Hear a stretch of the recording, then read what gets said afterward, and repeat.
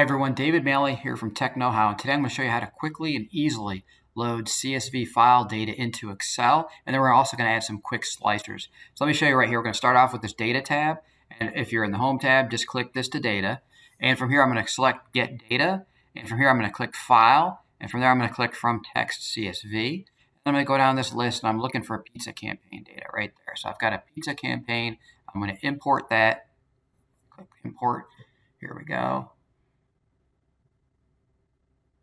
It shows me the data right here. Now from this, I know that I've got two bad rows of data over here on the right. I'm going to get rid of those. So let's go to Transform Data. Otherwise, just go to Load first out of those two options. So we look at this. It's loading the data up. And if I go all the way to the right, you can go and change your data. You can add columns. What I'm going to do is I'm going to take this row here, and I'm going to right-click on it and remove it. And then the other one right here, I'm going to remove this one. And then I've got this group column right here. It needs to be by the store. So let's go over here, go this way. And there's the store number. So right after store or before store, I'm going to put the group number. I can put it either way. It doesn't really matter. Then you're going to hit close and load. So this right here, you're going to close and load. You're going to just hit this. It does that. And it's going to load that data right here. And it's going to create a query connected to that data in that file. So now from here, I have the data in. I have all of the columns are named correctly. If they're not, I could have added that in. I don't need to. They're all named like this. And then what I'm going to do next is I want to go and add a slicer. So how do I do that? What I do is I would make sure I'm on table design, which I'm already in here. If I clicked out, I won't see it. So I've got to click in here somewhere. Table design, insert slicer. I'm going to click on this.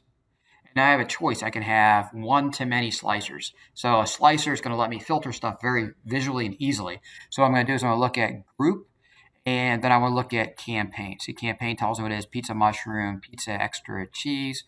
And so I'm going to have both those. I hit OK.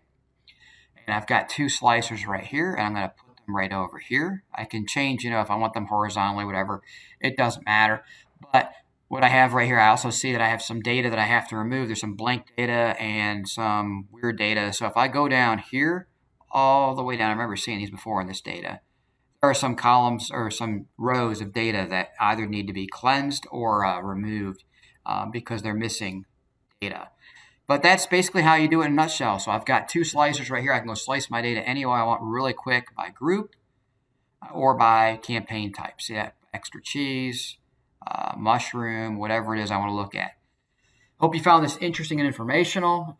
This is an easy way to go and then go next into exploratory data analysis with this data. Thanks again for watching. Please take a minute to subscribe, like, and share, and have a great day. Thank you.